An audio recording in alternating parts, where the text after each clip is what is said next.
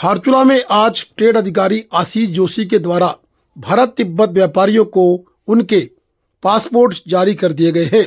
बता दें कि लंबे इंतजार के बाद व्यापारियों को पासपोर्ट मिल गए हैं।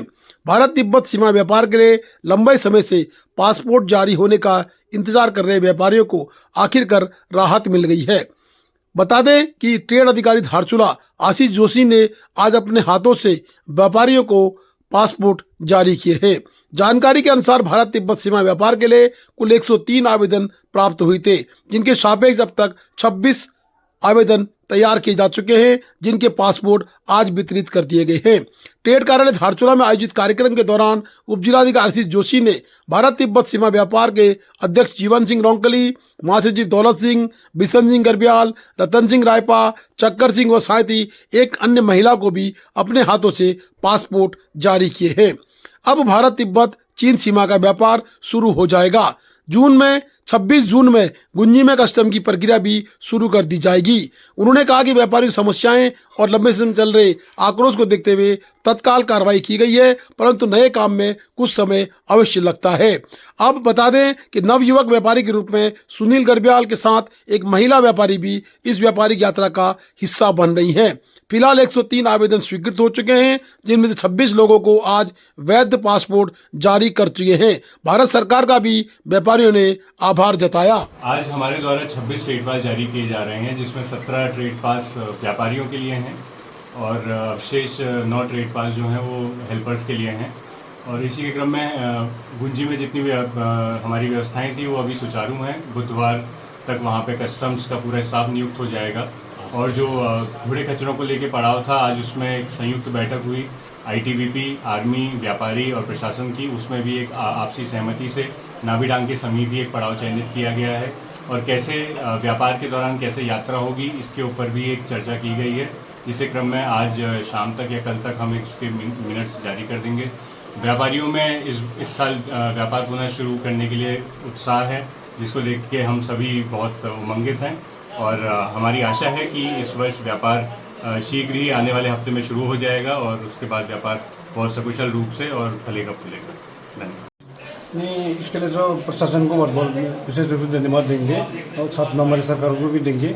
हमारे लिए जो व्यापार इस बार ऐसा लग रहा है कि बिल्कुल नए सिरे से करना है। वहाँ जाके हमारी जो शेष सामान बचे हुए हैं उसको भी संभालना है, हमारी टीम जाएगी और उसके बाद फिर नई मंडी का देखो वहाँ की प्रशासन क्या करती है, अपडेट करेगी। उस हिसाब से फिर हमारी व्यापारी का जैसे पास मिलता है आगे टकलापुर मंडी में जाने का प्रयास लगातार नियमित। एक बार पास को दिखा दीजिए। ये है, देखिए, ट्रेड पास जो कि हमारे सारे बिल है और भारत सरकार के द्वारा ये पास निर्गत किया गया है और आज व्यापारियों को 26 व्यापारियों को मिल चुका है और आगे भी लगातार मिलते रहेगा। 7 साल ये लॉकडाउन के बाद से अब ये थोड़ा एम्प्लॉयमेंट मिलेगा धारचूला वाले यंगस्टर है ना। एक क्या नाम है, ये प्लेटफॉर्म खुल के थोड़ा नए युवाओं को रोजगार का थोड़ा जरिया मिल चुका है। तो इन 7 सालों में लॉकडाउन की वजह से हालत बहुत ख़राब थी ना युवाओं की, और थोड़ा आगे क्लास के उससे भी थोड़ा रोजगार मिल गया और ये खुलेगा तो डबल रोजगार हो जाएगा, युवाओं के हाथ में कुछ आएगा थोड़ा युवा। आपका पूरा नाम? मेरा नाम संजू गर्ब्याल।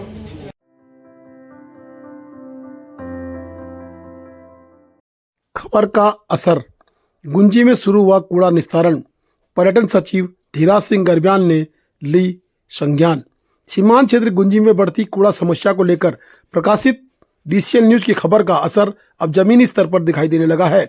खबर सामने आने के बाद पर्यटन सचिव धीराज सिंह गर्ब्याल ने मामले का संज्ञान लेते हुए तत्काल कार्रवाई की जिम्मेदारी संभाली। इसके बाद जिला पंचायत की टीम और अन्य सहयोगी दलों ने क्षेत्र में कूड़ा निस्तारण का कार्य शुरू कर दिया है। आदि कैलाश, नाभिडांग, ओम पर्वत व गुंजी में कूड़ा निस्तारण शुरू हो चुका है। बीते दिनों गुंजी क्षेत्र में कूड़े के बढ़ते ढेर और कूड़ा निस्तारण की व्यवस्था नहीं होने से जुड़ी खबर प्रमुखता से हमने चलाई थी। खबर के बाद उप जिलाधिकारी आशीष जोशी ने भी कार्रवाई करते हुए बीडीओ धारचूला व जिला पंचायत को आवश्यक दिशा निर्देश जारी किए थे।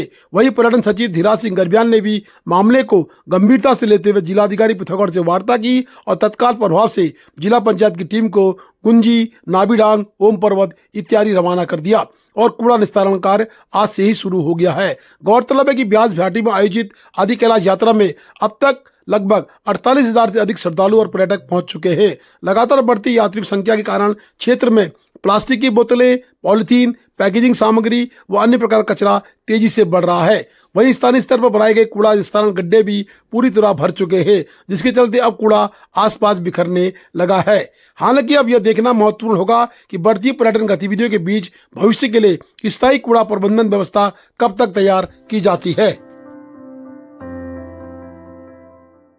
धारचूला के तवाघाट में योग का समागम त्योहार के रूप में दिखा। बता दें कि स्वामी वीरेंद्रानंद महाराज महामंडलेश्वर के द्वारा तवाघाट के मां शक्ति आश्रम में एक शानदार योग कार्यक्रम शुरू किया गया। योग कार्यक्रम के साथ साथ ढोल, दमाऊ, चांचरी, झोड़ा, पारंपरिक वाद्य यंत्रों के साथ अतिथियों का स्वागत व सत्कार किया गया। आज मुख्य अतिथि के रूप में उपजिलाधिकारी धारचूला तवाघाट पहुंचे। तवाघाट पहुंचकर उपजिलाधिकारी धारचूला ने महामंडलेश्वर का आशीर्वाद प्राप्त किया। साथ ही कनार के दमाऊ यहाँ की जो 21 धनिया है उसको भी बजाकर आज एक इतिहास बनाया। उपजिलाधिकारी आशीष जोशी के द्वारा कुमाऊं के कनार के 21 धनिया को अपने गले में सुशोभित करने के बाद और बेहतरीन ढंग से बाजे का संपादन किया। बता दें कि आशीष जोशी नवयुवा हैं और एक ऐतिहासिक कार्यक्रम में उनकी भागीदारी दमाऊ बजाने के बाद और भी ऐतिहासिक हो गई। नमस्कार देवता की, समय जी माता की, बहुत बहुत साधुवाद।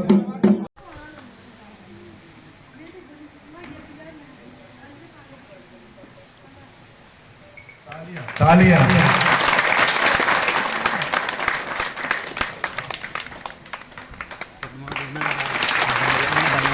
उत्तर प्रदेश बुलंदशहर के आप रहने वाले, फिजिकल एजुकेशन में आपने स्नातक प्राप्त किया और वर्तमान में आप पीएचडी कर रहे हैं। भारत में एक ही व्यक्ति पैदा होता है, विवेकानंद, जगत गुरु शंकराचार्य, ये उन्हीं की सबकी ये विधाएं हैं। चरक की विधाएं, चाणक्य की विधाएं। बहुत बहुत धन्यवाद। जाते जाते ज्ञान की बात बता जाता हूं कि आज विश्व योग दिवस क्यों है।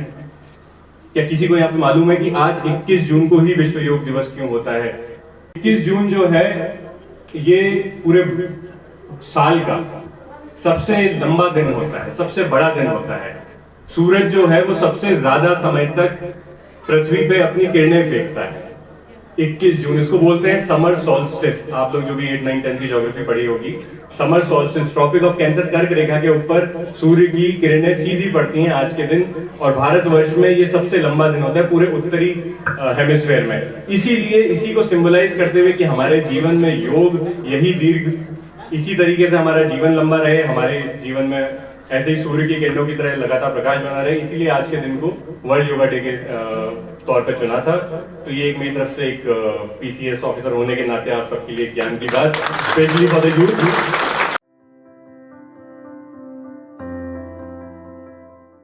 उप जिला चिकित्सालय धारचूला यानी अस्पताल धारचूला के आवासीय परिसरों में दिखाई दिए सांप के जोड़े।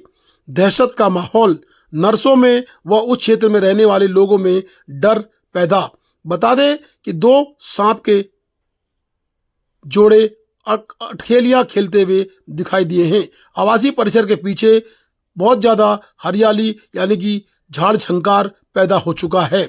प्रशासनिक स्तर पर मेडिकल की टीम के द्वारा उक्त क्षेत्र की साफ सफाई अनिवार्य है, अन्यथा कोई बड़ी दुर्घटना आवासीय परिसर में हो सकती है। आवासीय परिसर के लोगों ने वन विभाग से भी संपर्क करने की कोशिश की, परंतु समय रहते कोई भी व्यक्ति सहायता के लिए नहीं पहुंचा और 2 सांप के जोड़े अठखेलियां खेलते हुए कई घंटों तक वहां पर देखे गए। उसके बाद वे विलीन हो गए हैं।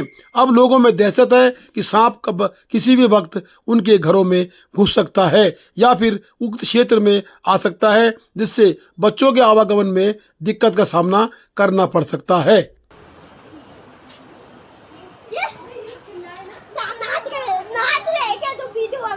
क्या पीछे हल मेरे से ले लेना बेटा, चुप जाओ।